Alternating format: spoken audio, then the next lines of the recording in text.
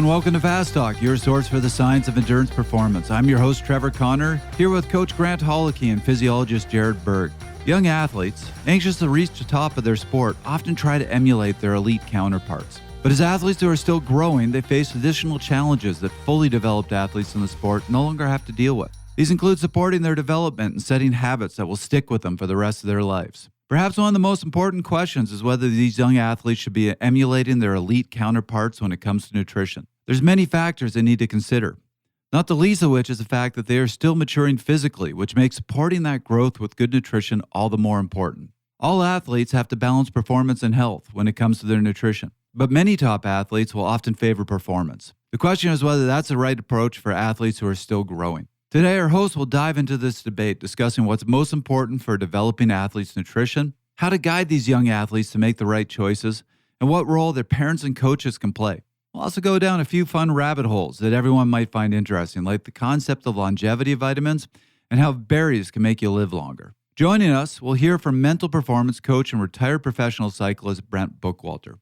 So try not to think back too hard about what you ate in high school, and let's make you fast.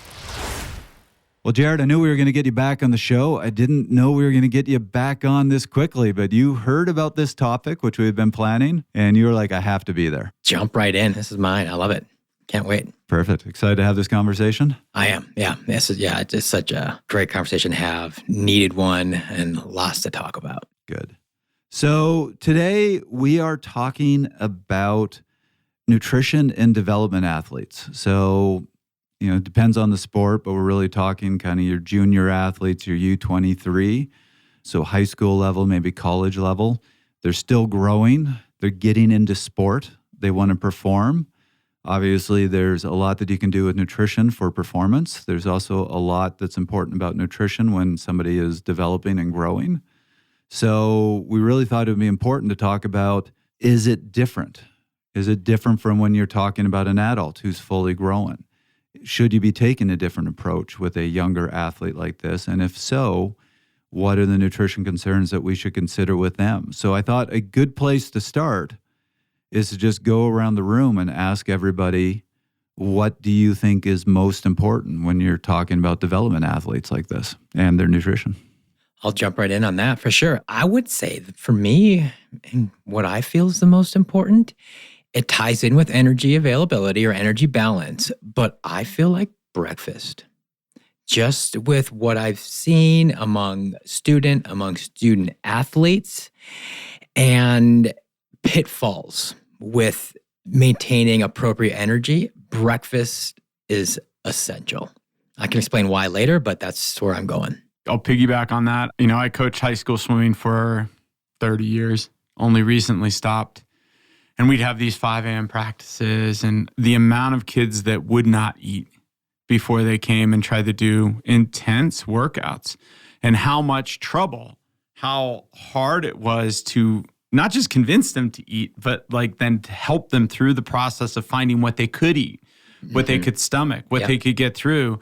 Because you're not getting up at 3 for a 5 a.m. practice so you can eat, won't work. Right? That just doesn't work. They're getting up at 4:30, they're getting up at 4:45, and they're pounding something on the way to practice. So what can we make that works? One of the big things for me is snacks. I think that we watch a lot of kids, maybe they get good at breakfast, they get really good at lunch, they get really good at dinner. They're not good in between. And when they're in school, there is huge chunks of time between those meals that they need to be fueling that they're not.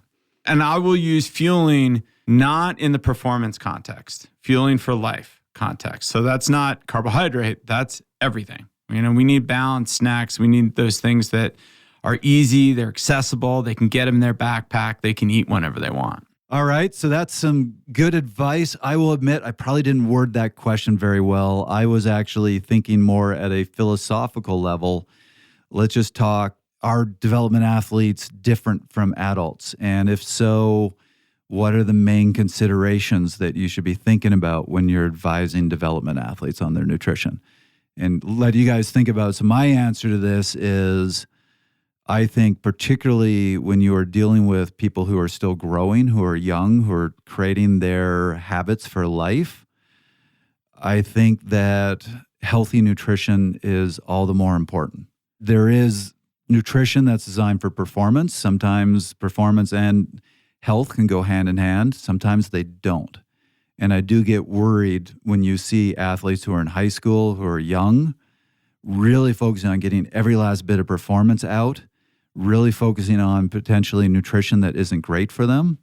Also seeing them sometimes focusing on things that they shouldn't be doing at all, which always concerns me. And that becomes the habits that they take into the rest of their life. Even though a lot of these athletes, they don't go pro. This isn't what becomes their life. It's just something that they do seriously when they're younger. So I think considering health is really important.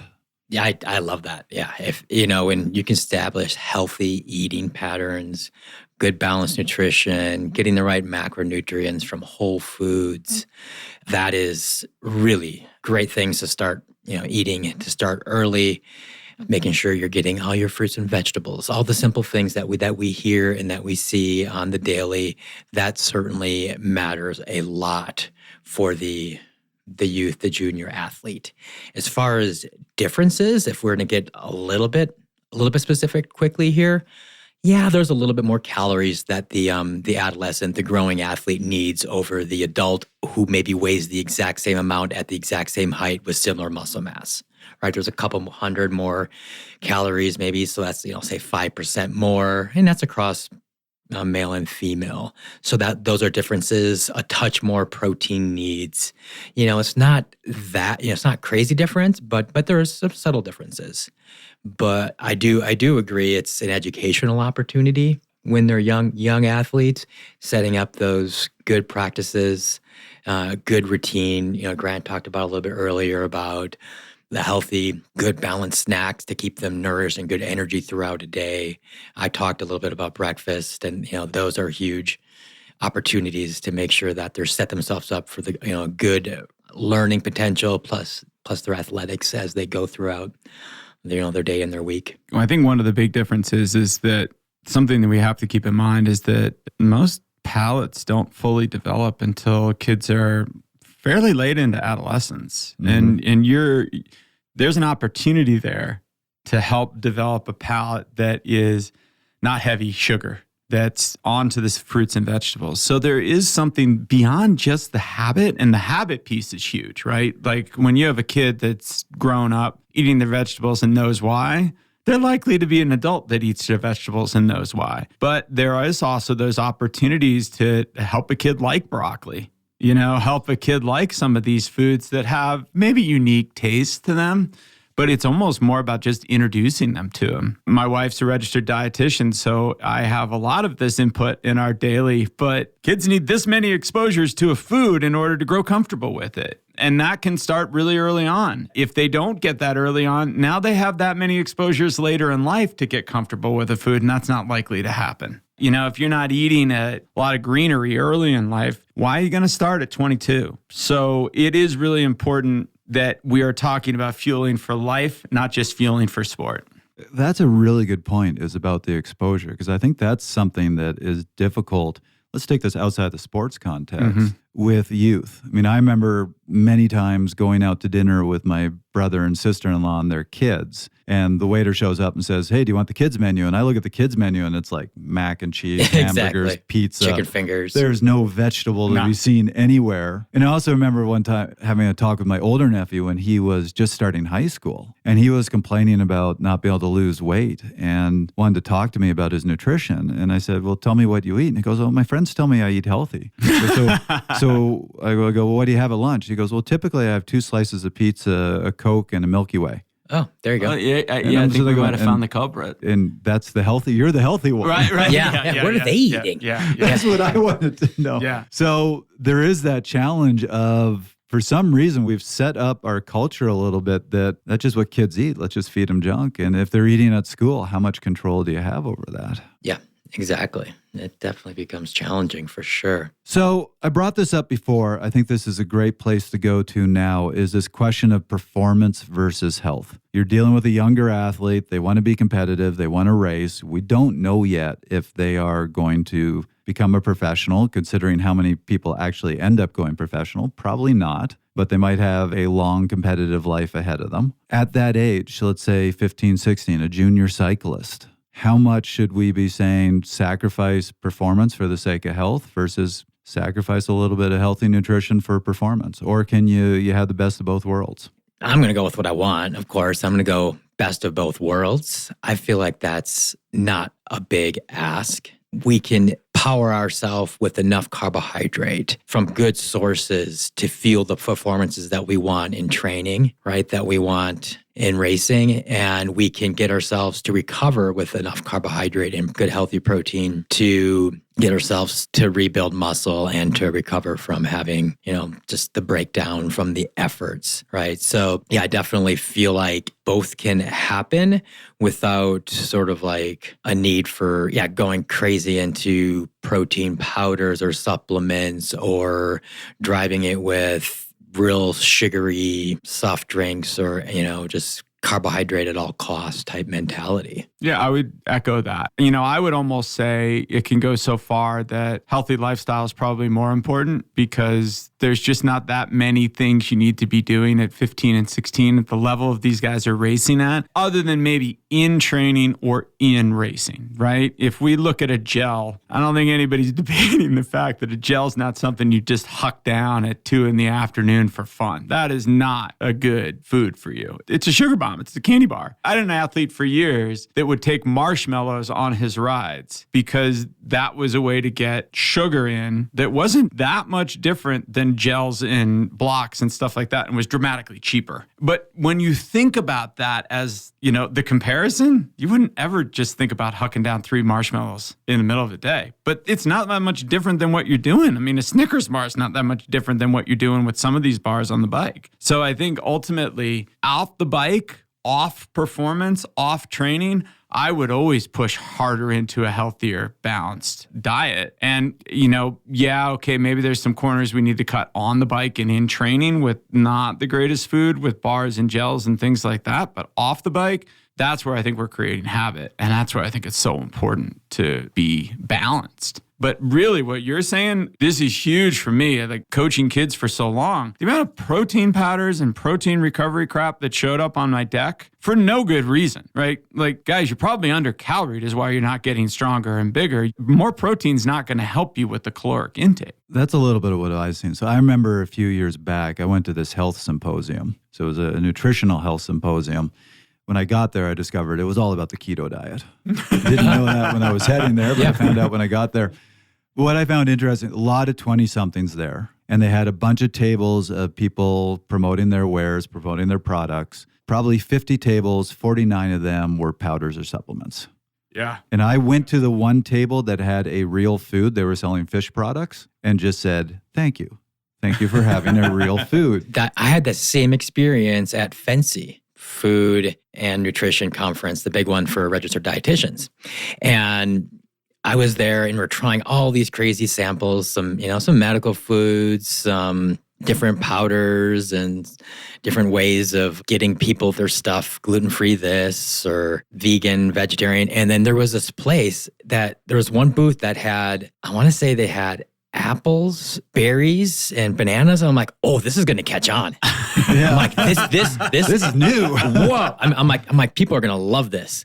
And so, yeah, that's so crazy, like all the different things. And, I would echo a little bit of what Grant was discussing about there is a time and place for the high energy foods and getting something that's going to directly affect your ability to step up for your next race or get into your, you have an 800 meter swim coming up or whatever, and you're on the pool deck or you're, at a track meet and there's crackers, there's gummies and Gatorades and all kinds of sugars that you look at, you're like, that is not the epitome of like healthy and athletic or whatever, but it's needed. You can't, as a coach and even as a registered dietitian, I'm not going to be like, oh, you need to, really improve what you're eating when you're at these events or you're getting ready for these races or you're in training. And there's a certain point where you just need fuel that's going to break down, that your body's going to be comfortable with. And, your GI tract's going to tolerate, and it's going to give you the energy you need to fuel the performance. Right. But there's a time and place for that. That's called races. That's called meets. And then there's so many other times of the day, the other 21, 22 hours of the day that you're either sleeping or eating healthy. is really the goal. I really like where you guys are going. And it's here's what you use when you're doing the sport, but let's focus on the healthy nutrition elsewhere. Because I do think that is something that is becoming a misconception in younger populations. So my niece, she's 22. She has a boyfriend. And I'm just giving you one example. I can give you a bunch of examples of this where I've seen this in younger populations. Her boyfriend decided he's going to train for a marathon. So he came to me to talk to me about training and nutrition.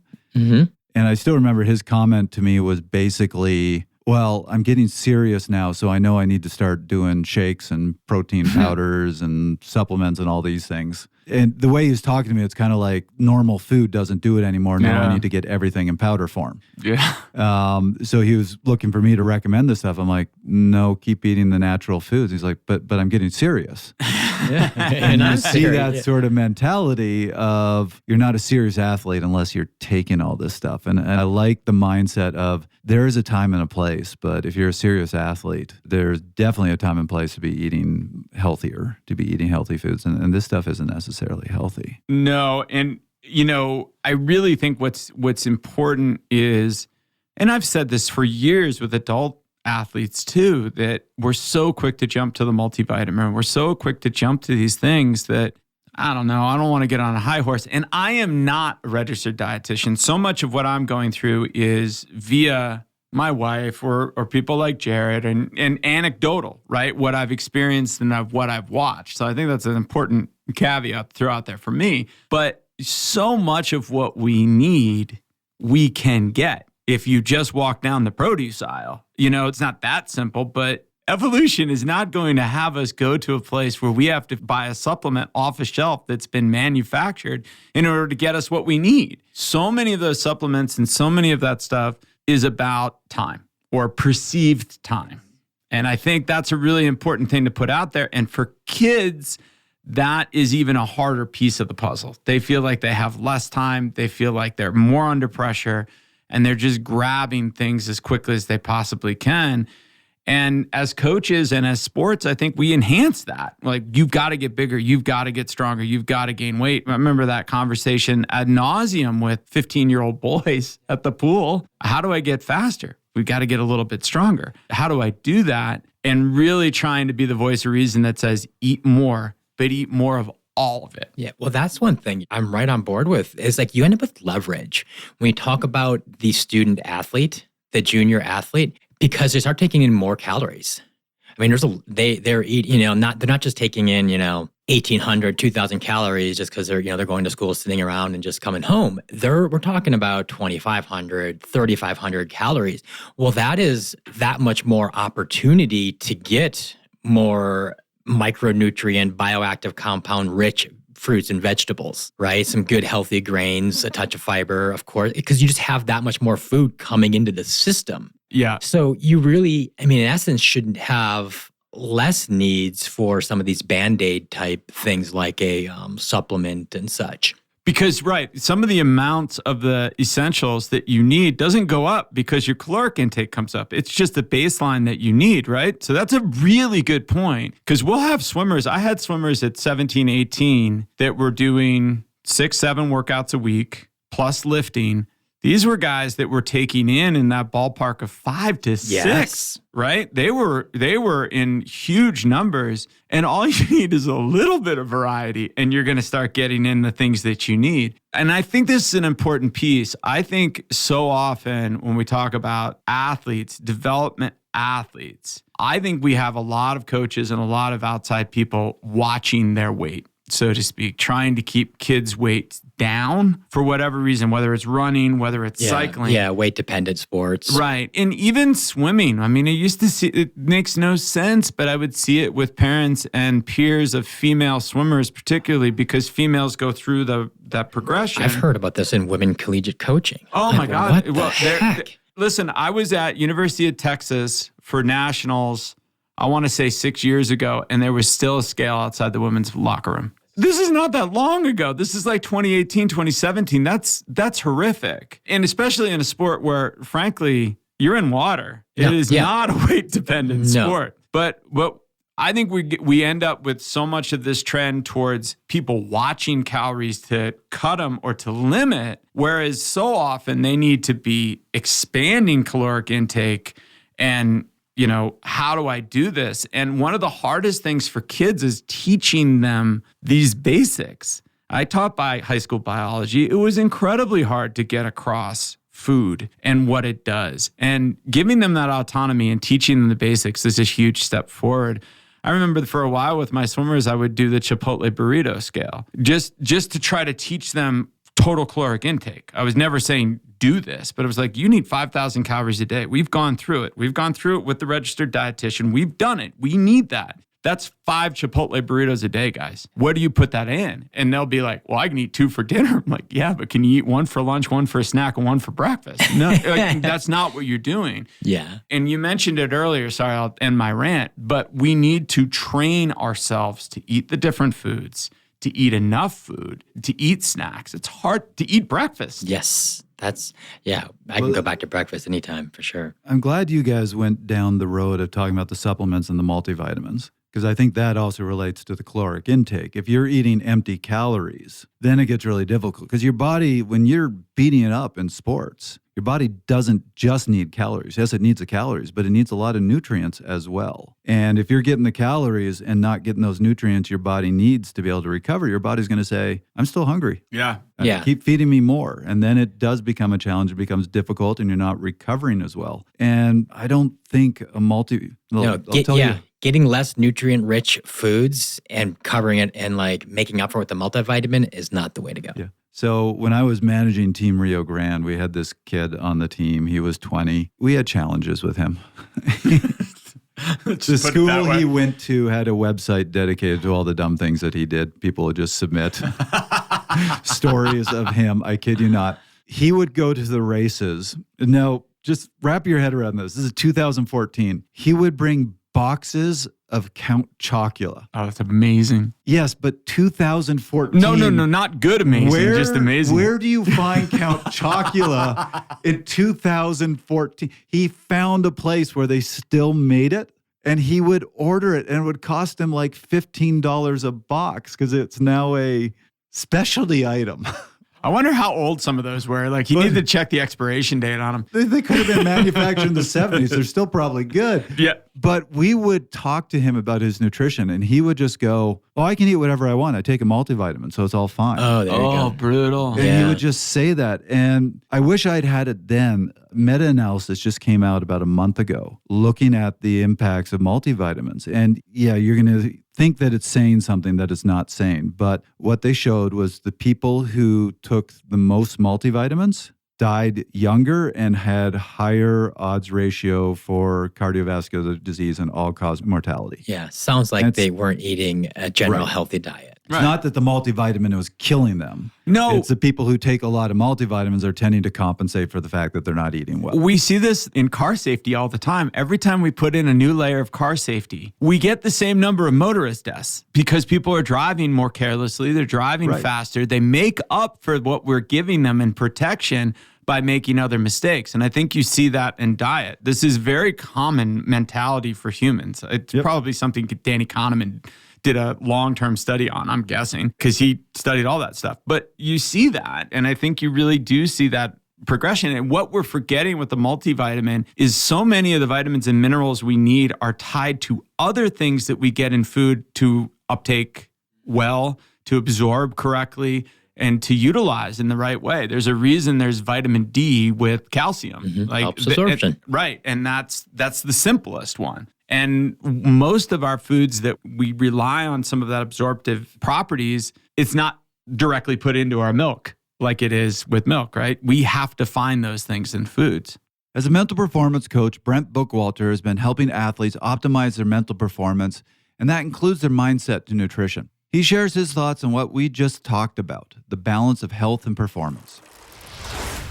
Well, I cringe to see and hear what some of the young phenom juniors and young riders are already doing with their nutrition. I think for me, the biggest fundamental that I hype to young riders is fuel the performance. And the performance is not just a race, but it's training too. Especially for younger riders, you're still growing, you're adapting, your actual physical structure is changing a lot.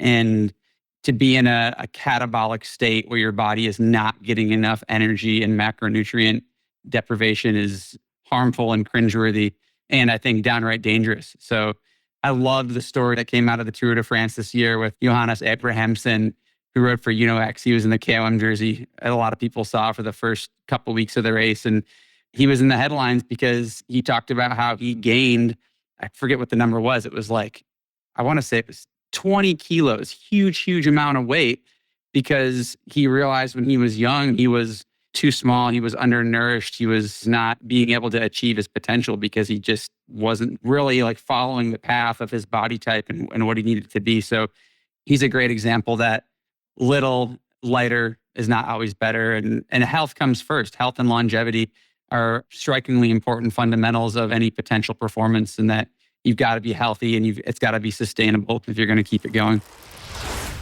So this is a bit of a tangent, but on this topic, something you guys might find very interesting, and this applies to everybody, not just junior athletes. There's some really fascinating research by a Dr. Ames, who is a legend in the nutrition world.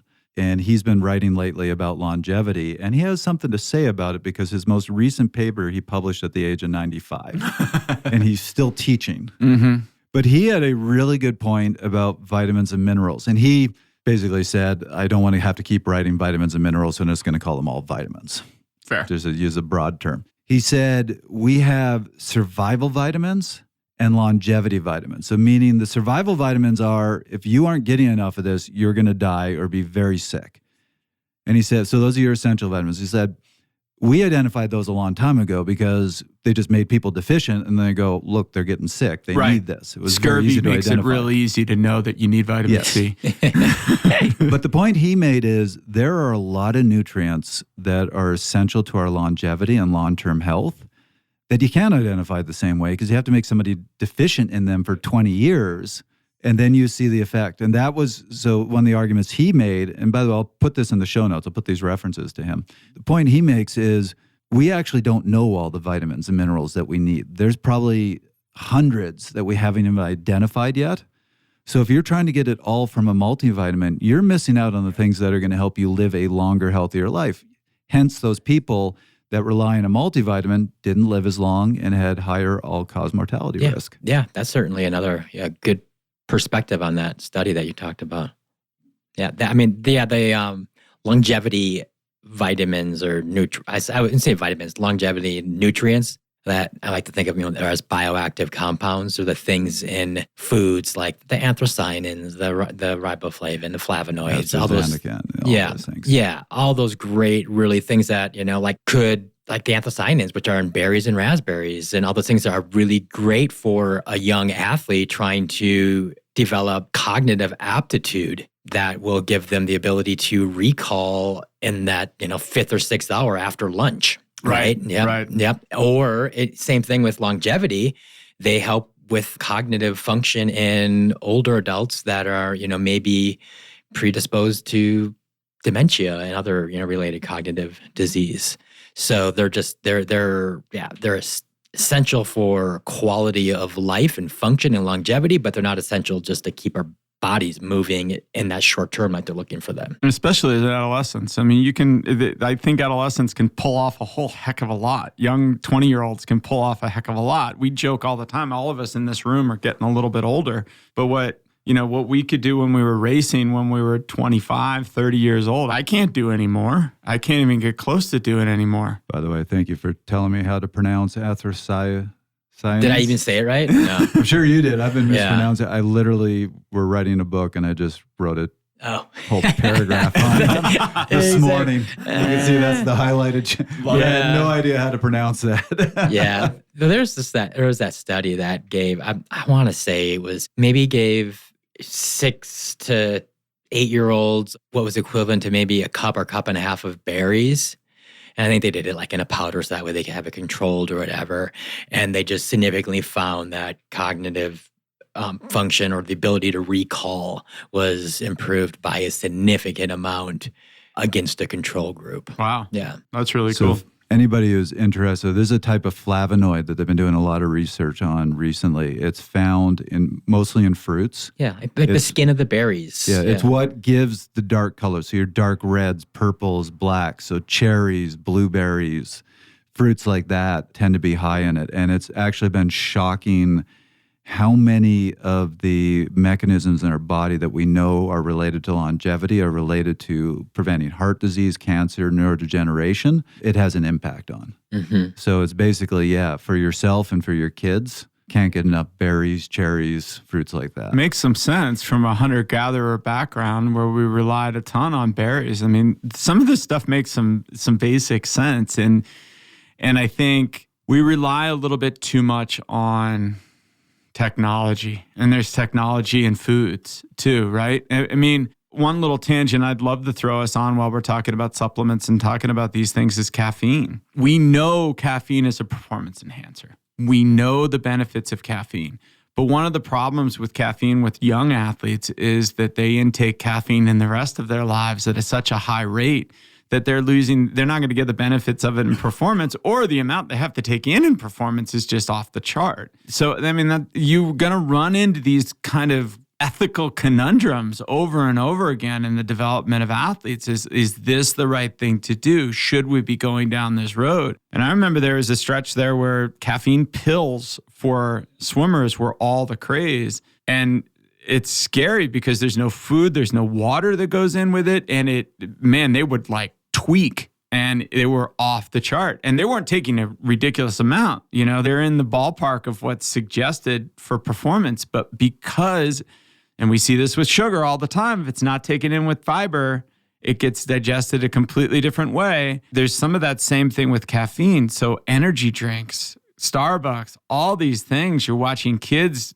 bring their tolerance of caffeine way up. And a lot of times they're exposed to it through sport for the first time, whether they're just trying to survive going to a 5 a.m. practice or getting through a school day, or they're looking for a performance enhancement out of it. You're bringing up something that I think is really important for that junior athlete that I haven't thought about coming in here, which is this concept of hormesis. And you're probably going to jump all over this. It's this idea. It's a really important term. In physiology, it is essential. This idea that too much of something can be bad, but too little of that same thing can be bad. So a great example is sodium. Yep. We know if you eat too much sodium in your diet, it's unhealthy for you.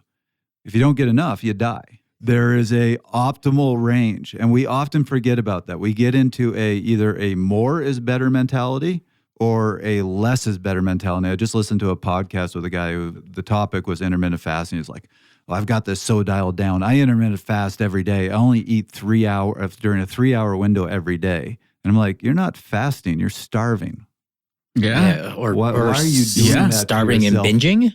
Yeah, it is essentially starving and binging. Yeah. And you just look at that and go, there's definitely research showing benefits to intermittent fasting. But what he's doing is you're getting out of that hormetic balance. Now you're just doing something wrong to your body. And when you're talking about people who are still growing, their bodies are having a hard enough time staying in balance as they're trying to grow. You do have to be careful with younger athletes of going to any of these extremes with anything, because you're getting out of the hormetic balance and their bodies can't handle that as well. No, they can't. And I think, it's so interesting with something like sodium, right? It's like one of the most basic fundamental things we need sodium for is the sodium-potassium pump. It's what gets things in and out of cells.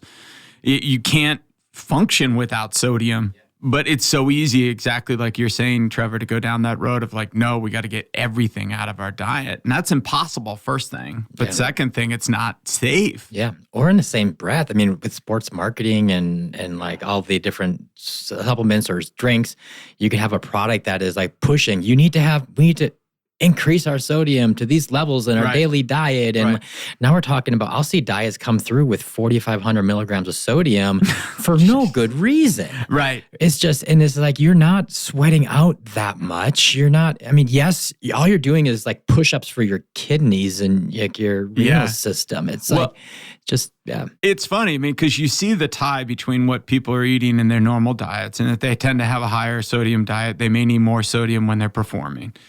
And lower, that same balance. But yeah, it gets taken off the reservation. And, there's this term, everything in moderation. It's pretty good to live by. I feel like was a quote by Christopher Robin's Winnie the Pooh.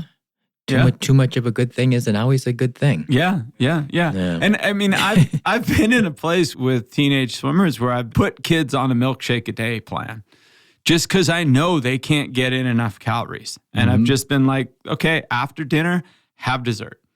Just plan on having dessert, because I do think there's that other feeling that like no sweets or no sugar is a benefit. And I don't know that it 100% is, right? No, it's not. And I think at that age, well, this could be debatable, but I'll say this and jump on it if you disagree. But I think that's the age where you're the most prone to more is better. A little bit helps, a lot helps. Oh, I would agree with that. I think people in their teens have the hardest time saying, what's the balance here? Yeah, they don't have what's the stop point? That natural sort of like, I guess, pragmatic, logistical thinking isn't maybe as dialed, where they're more just like, they'll jump on and they'll just go excessive. Well, there definitely is, underdevelopment of the prefrontal lobe. And then we can start talking about, dude, the pressures through social media and any media right now are through the roof.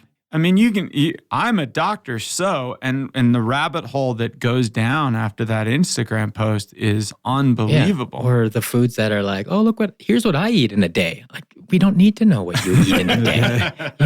Just enjoy your breakfast, lunch, and dinner, and have a couple snacks, and just don't tell us about it. Well, my girlfriend's daughter was telling me about this social media influencer who she was following who was on the liver diet, I think. Oh my God. Like eating. All he ate was liver, and he was doing all these posts about, these caveman posts where he was like, eating raw meat and all this sort of stuff, and saying, and he was jacked, like he was a big boy. And everybody was jumping on this. And of course, they found out later he was taking an insane amount of steroids. Yeah, exactly. She's roided through the But this is the problem. Like, none of us have seen this. No. It was a 20-year-old who told me about this. And you have a whole bunch of people that age who are seeing this and go, I've got to eat all liver now.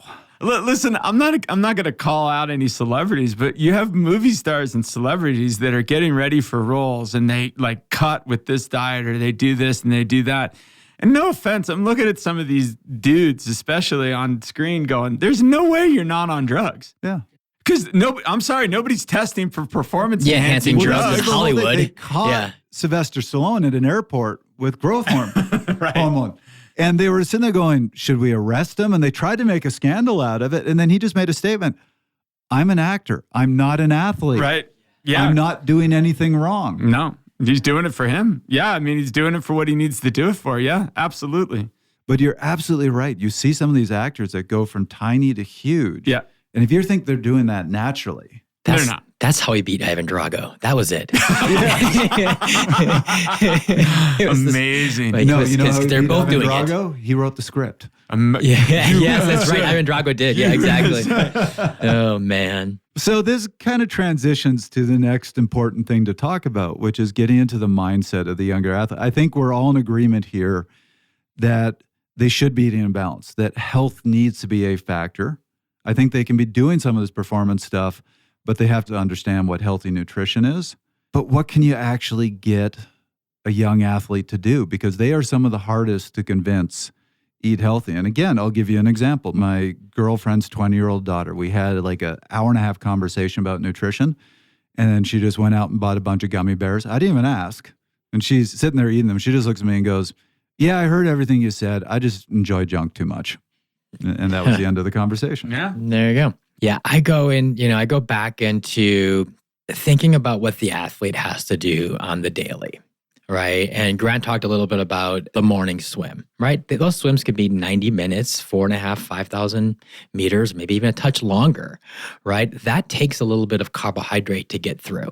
And so the athlete needs to plan accordingly to be able to get through the workout. Well, now you look at the typical thing, which is like a junior athlete with an after-school practice, right? Well, if they have practice and they're trying to eat, they're going to get all these mixed messages about like, well, I had that and I felt awful. I had this and I felt, pizza was a bad choice.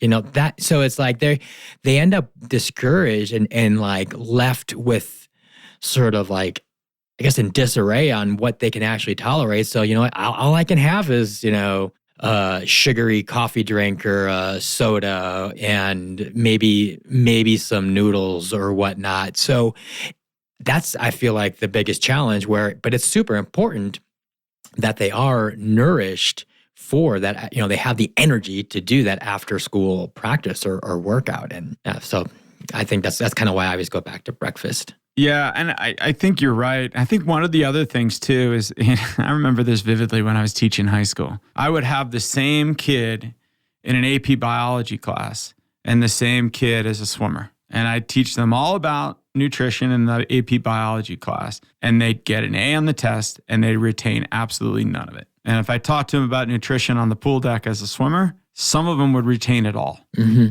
And I think really one of the things that gets really important here, I think the kid needs to have autonomy. The development athlete needs to have that autonomy so that they're making the decisions. If we're eliminating all sugar from their diet, they're going to go find sugar. They have all day to go find sugar, right?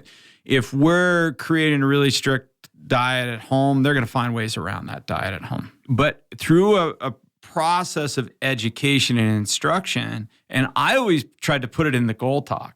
So what do you want to do? Well, I want to do these really big, lofty things. Okay, let's look at all these places in your life. Let's look at what you're doing in sport. Let's look at what you're doing outside of sport. Let's look at what you're doing in your diet. Let's look at these pieces. This is the low-hanging fruit. Y'all are looking for the micro gains. This is a macro. Like, just drink enough water, you're going to perform 1,000,000 times better. But creating that place for the athlete to look at it and go, okay, this is important. I see that this is important. They create some of that ownership. They're a little bit more likely to go down that path. Oh, I think that is a huge, big, important statement you just made. It's, you want to educate the athlete, the student athlete, to be able to effectively fuel and nourish themselves. And I have some fun experience with that. I'm a father of 2 D1 collegiate athletes. One is a distance runner. The other is a NCAA triathlete. And I get the satisfaction of seeing how they navigate their nutrition and fueling as they transition from high school athletes into collegiate athletes. And like my daughter, she's a freshman, and she is trying to figure out how does she go to the cafe? What does breakfast look like? Well, what does breakfast look like before a swim? And then she's going to have an afternoon bike that she needs to think about how much, recovery nutrition she needs to have after that swim, and what kind of snacks she needs to grab in the store before she, goes back to a class, and what she needs to nibble on before class, before she jumps on that bike. And so it's really kind of a challenge, but hearing about, things that she's done, how she's figured out how to, like what she can grab, what she can tolerate working as like an athlete who's doing, 3 sports in one, has been pretty inspiring. Well, I think one of the really important pieces of this is pick your battles too. Look for the winnable things with an athlete, things that'll change how they feel pretty quickly, because that'll help get them on your side, so to speak, right? Find places where they're going to find a result and it's a winnable. I think with diet, this is something my wife talks about all the time. When she was practicing one-on-one nutrition, she'd talk about it all the time. We got to because she'd work with a lot of my swimmers, and that was a huge benefit. Like, side note, bringing a registered dietitian, somebody who really knows this information inside and out, into the coaching environment, into the training environment. There are very, very few high-level athletes that do not have a nutritionist working with them, because it's such a huge piece of the puzzle, and it's hard. And it's hard to know this stuff and learn this stuff. But she would go down these roads of, what's a winnable battle? I can't make their diet perfect. They can't stick to a diet. This is a problem for adults, kids, everybody. Like, right? We put the diet up here as the ideal, and when we fail, we give up. Make it routine, make it something that's achievable. And when you find those winnable battles, you can hook that kid in, and now they're going to want more. Yeah. And I think that's really important. I really liked the way you flipped it around. I mean, I agree completely with Jared, what you were saying, that, help them build their autonomy, particularly because when they become adults, you're trying to build good practices. Right. So they need that autonomy. But I liked how you flipped it around of, instead of, I think it's a losing proposition if you go to a young athlete and say, I know you want to perform, these things are going to help with performance, but you need to also think about health. Yeah. Yeah, no, I'd agree. That's not a sell. No. So the sell is, and like I said, I love the way you put this, it's showing them that eating healthy is actually going to improve performance. So you can use examples like you brought up all the polyphenols that you find. There's some 800 polyphenols in foods.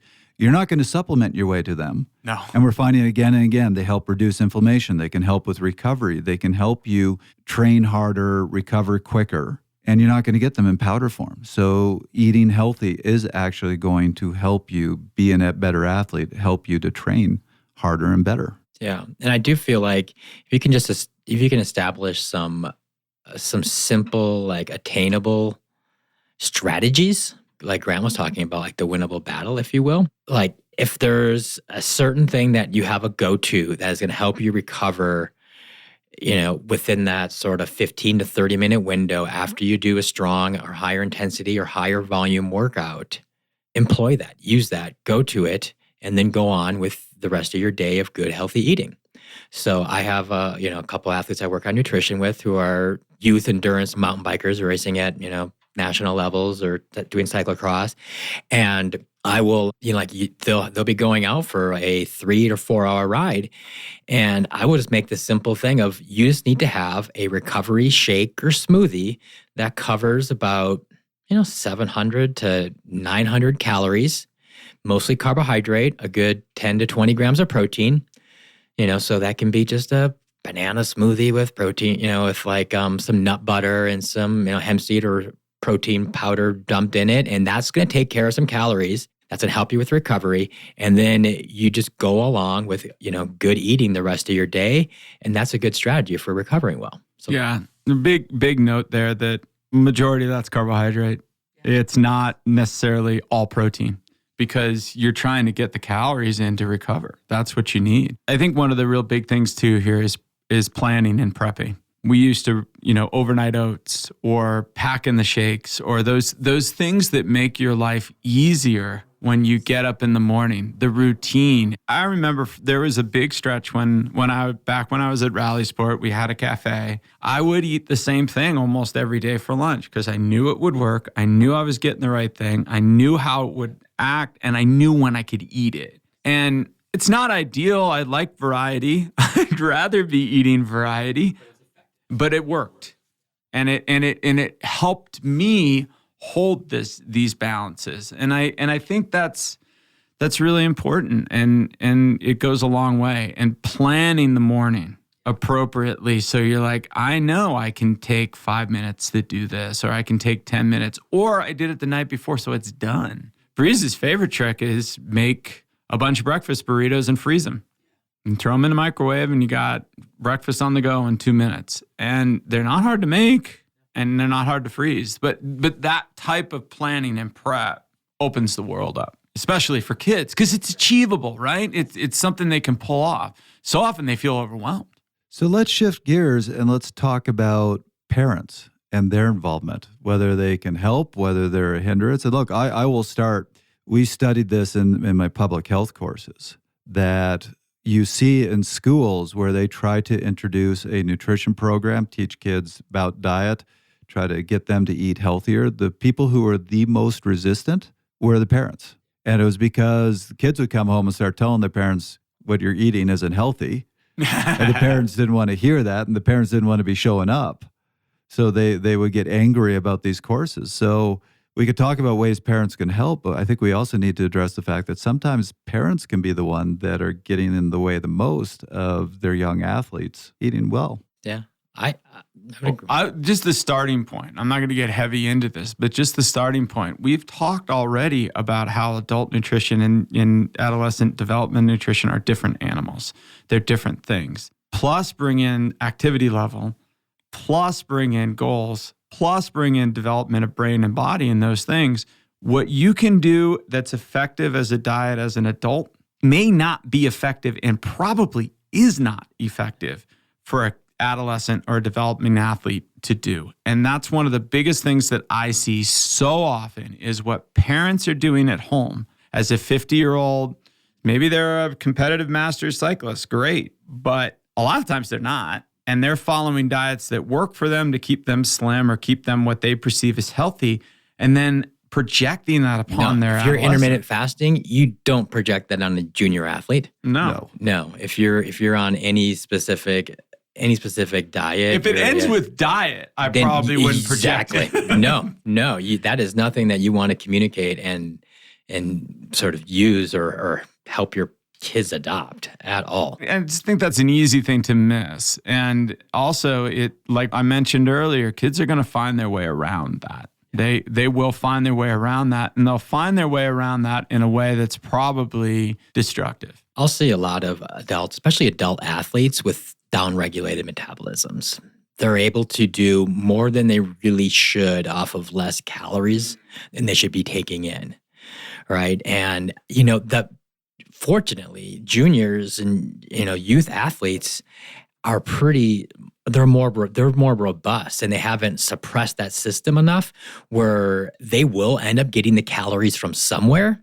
Say if they're waking up and having coffee or soda or a donut for breakfast, and that's it, and then getting through their day, and next thing you know, lunch is bigger, but then they do a workout and they're famished after the workout because they didn't eat a big enough lunch, then they're going to end up with just whatever they can shovel into their body for the next 4 hours. Which is the issue. Right. Yes. And that is what gets scary. Yeah, and I think that little scenario that I just mentioned, I feel like is unfortunately the norm and the problem. Yeah, I think you're seeing more and more of it, right? It's interesting because when you have young kids, you can watch it. If they don't eat dinner because they're throwing a fit or something like that, or they don't eat enough, you'll watch them eat a bigger breakfast the next day. They have to get the calories in somewhere. But you make such a good point that adults, we're seeing a lot of adults, and again, this is anecdotal. This is from my coaching. This is not me as a scientist. Seeing a lot of downregulated. Yeah, and I see it in the lab. I see it by testing, and it's very evident of people with just really high fat metabolism, poor carb metabolism, and poor power output. Mm-hmm. That's what I see. But they're getting by on not much. Yeah. And a kid can't. So, the other thing I've seen on the flip side, I've worked with athletes where they're trying to lose some weight. So I ask them, and they want to get healthy. I ask them to do a 3-day diet log. And invariably, I get the diet log. I do the calculations on what they're eating, and their diet log shows them eating 700-800 calories a day. Yeah. And this is a 200-pound person. Yeah. And they're saying, I'm having problems losing weight. You go, well, you're eating more than this. I go, no, that's what I ate. I go, is that your typical day? Oh yeah, it's not. That's 700 calories. Yeah.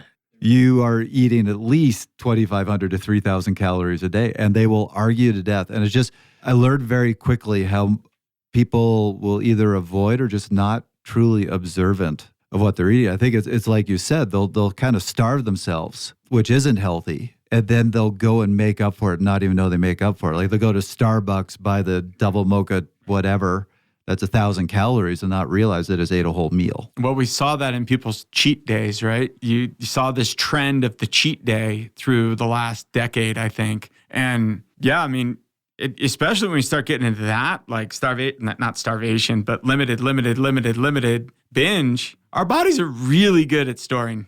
Yes. Yeah. Oh, yeah. Yeah. And it'll scream, I need that now, because you're limiting it the rest of the time. And it's not just that, it's what we're used to. This is the evolution to go back to it. Like, we're really good at this for a reason. Food wasn't always readily available. So when you start going through those ebbs and flows, and that's always, I know the evidence behind intermittent fasting is solid, but that's always my complaint with intermittent fasting is that people, it's hard to do, and they crack, and they eat too much. And you get through that same thing. And I do think it's important to kind of note it is possible to be quote unquote overweight with a very low caloric intake, because your body's going to store that food, not give you readily available energy, and save everything that it can because it feels like it's in a period of famine. Yeah. When if you do that with say, if you're pregnant or you're, in and around that, like you're the unborn child doesn't know when it's going to get its next meal, and it will actually not metabolize fat or carbohydrate as well, and be more prone to obesity, which is a really interesting. That's wild. Isn't that crazy? Like it's just like, so there's really huge cohort studies on that. Well, going back to the intermittent fasting, the evolutionary explanation behind that is really quite interesting, which is you look at hunter-gatherer societies, there'd be times where you just couldn't eat. Right. Hunt didn't work. It might be cold and snowy outside. You don't have animal food and there's no plant food available because there's snow on the ground. So there would be times when they would necessarily have to fast, not because they want to, but because they have to. And our bodies our evolution was really good at saying, well, let's take advantage of a bad situation. Fact is, when you eat, food is inflammatory. It is a foreign substance. Your immune system responds to a foreign substance. So whenever you eat, you have an inflammatory response. If you intermittent fast for a certain period of time, inflammation is going to go down, and your body goes, great, I'm going to take advantage of that to do some DNA repair, to do some autophagy, to basically do some house cleaning around the house. So there is benefits to having periods of time where you don't eat, but it can be taken to an extreme. It's where you go into starvation mode. But I also think one of the really important pieces is, and you're going to agree with this wholeheartedly, they're eating pretty good food when they're intermittent fasting. If we're not watching what the intake is in the intake portions of something like that, and it's sugar, fructose, you're storing it. This is what your body's going to do. So yeah, you're not going to want to use it. You're going to slow down. You're going to be like resistant to get off the couch, and you're just going to store that as fat so you can. Which is my normal afternoon, but that is neither here nor there. I'm resistant to getting off the couch. But I think the big point for me with parents, and to take this to a positive place, is parents can have a really positive impact on their kids just by what is the nature of what goes on at home. What we're putting in front of our kids on a regular basis, what they're watching us do. And there's a benefit for everybody involved, right? If we're eating a really good balanced diet as a parent, the kid's going to see that and they take that. I mean, the long-term studies of kids with active parents and how much more active those kids are later in life. Kids with parents with good diets, how much better those diets are in life. We're teaching them so much during these periods of time that, we want to, as parents, control it and make it the best possible thing for them. But in a lot of cases, it's just show them. Yeah. Show them what we're doing and show them what we're doing well. And give them the opportunity to come to you and get some of that from you. It's the same thing that coaching is all about, yeah, I think. I would agree. I mean, I feel like the perfect setup is, I feel blessed because we had the opportunity to do this as a family, but we had breakfast together and we had dinner together, I would say 80% of the time.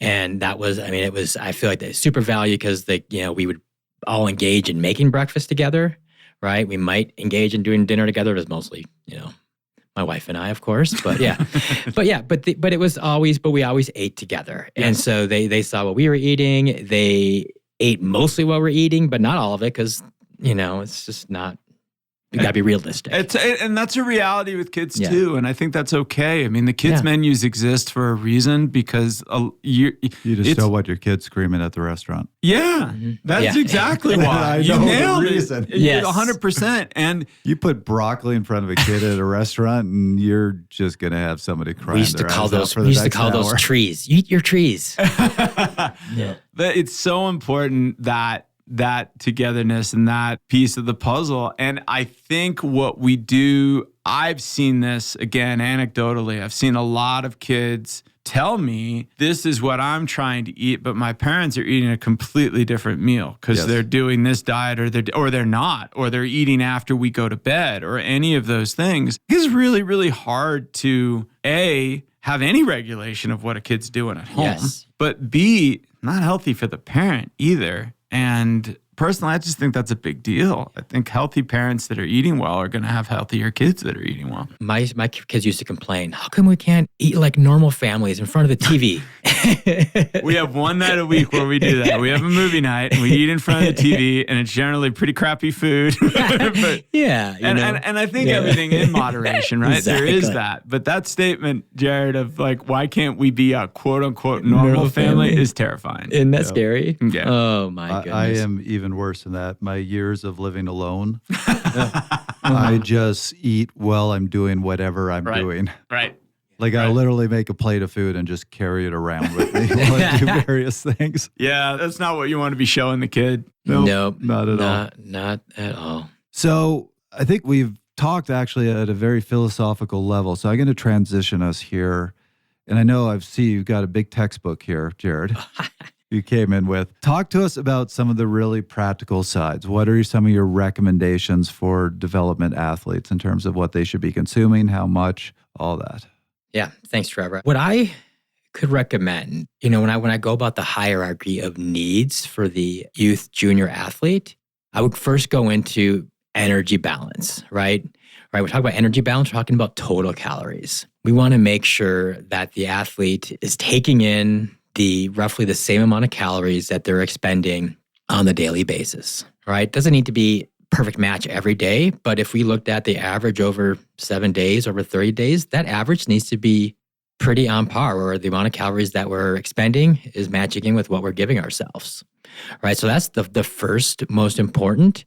If you're having a hard time figuring out what that is, there are some calculators online where you can actually put in your height and weight as an endurance athlete, your age, and it will let you know how many calories and sex and how many calories you need to have to meet your energy needs. All right. And there's some that are more specific and more detailed than others. And the more detailed they are, the more accurate they're going to be.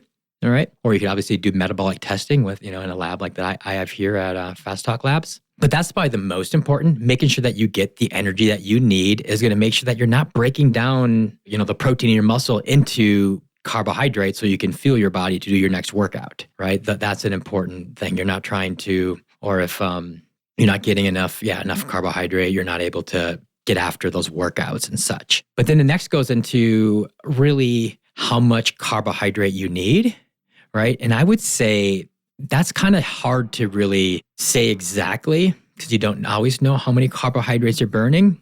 But if you start to think about more, in essence, how much protein you need, and then you balance the rest out with carbohydrate, and then a certain little bit can go to fat, that can help you start to figure some things out.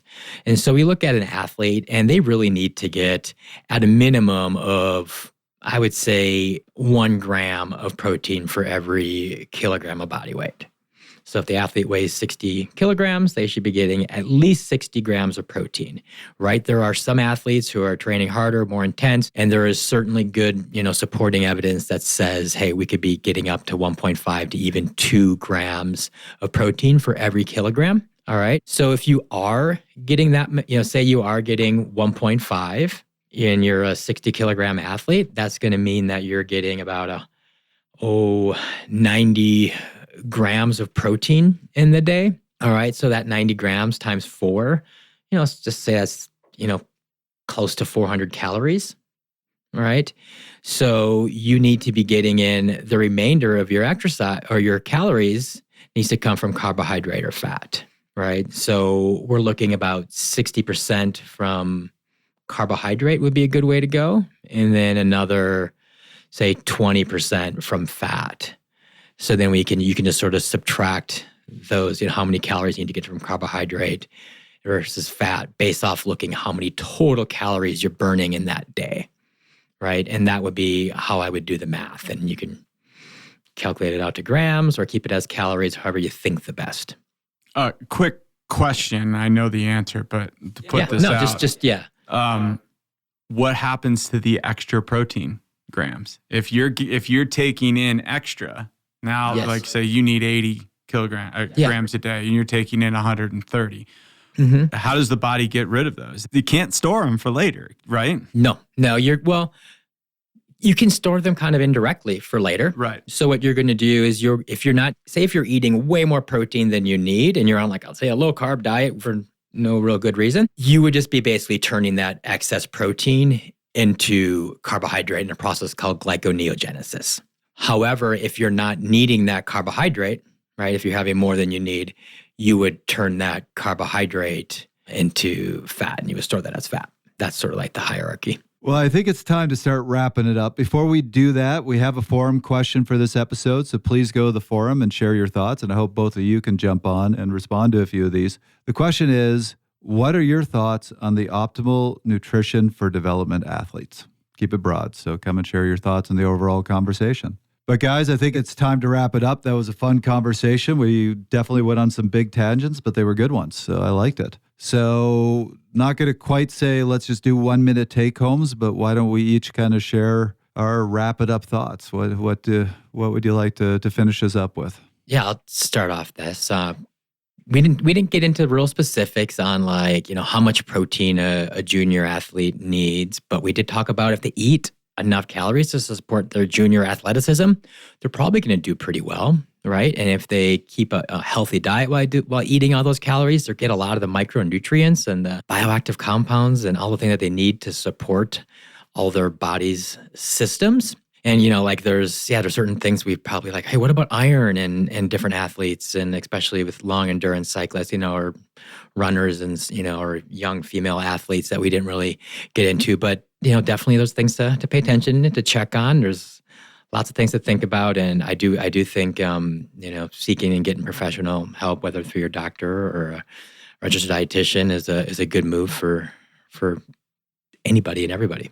Yeah, please look for the registered dietitian. There's a lot of nutritionists out there that don't have an education. And I'm not saying all of those people are not good. There's some that are phenomenal. You can learn a lot of this on your own older, but a lot of them are tied into something specifically, typically, and that's not what we're looking for. For me, I think one of the big kickers is don't worry about perfection. Worry about pretty good. And what I mean by that is I think diet, and I say diet not as a diet, but the diet. It's very easy to get into a place where we're trying to be perfect, and if we're not perfect, we give up. I think that this is one of those cases that perfection is the enemy of good enough. And this is one of those places where it's okay to have a little bit of a treat. It's okay to, screw up a meal every once in a while. Give yourself some grace in this and really look at the big picture and drive forward with it. And that really fits in well with most things in moderation. And that's really what I've preached to kids through the years is there's no silver bullet. There's no special answer here. It's just kind of just like training. It's methodical and regular. And some days you're going to screw it up, and that's okay. Just get back on the plan. That's pretty much exactly where I was going to go. This whole idea of hormesis is all about balance. It's about finding the right level. And I would say our adolescence is when we are at our worst in terms of staying in balance. Thinking about hormesis, where either more is better or less is better, and kind of go to extremes on all ends. So I think anything that we can do with athletes at that level of keeping them in balance, keeping their diet in balance, keeping performance and health in balance, keeping all these different things in balance, sets them up for good habits and is ultimately going to set them up for being a long-term athlete and a better performer. And that's what we want, huh? We want those long-term athletes. I think that's a really relevant point. I really like that. I like that too. Just keep enjoying it for a long time. That was another episode of Fast Talk. The thoughts and opinions expressed on Fast Talk are those of the individual. Subscribe to Fast Talk wherever you prefer to find your favorite podcast. Be sure to leave us a rating and a review. As always, we love your feedback. Tweet us at Fast Talk Labs. Join the conversation at forums.fasttalklabs.com or learn from our experts at fasttalklabs.com. For Brent Bookwalter, Grant Hollicky, and Jared Berg, I'm Trevor Connor. Thanks for listening.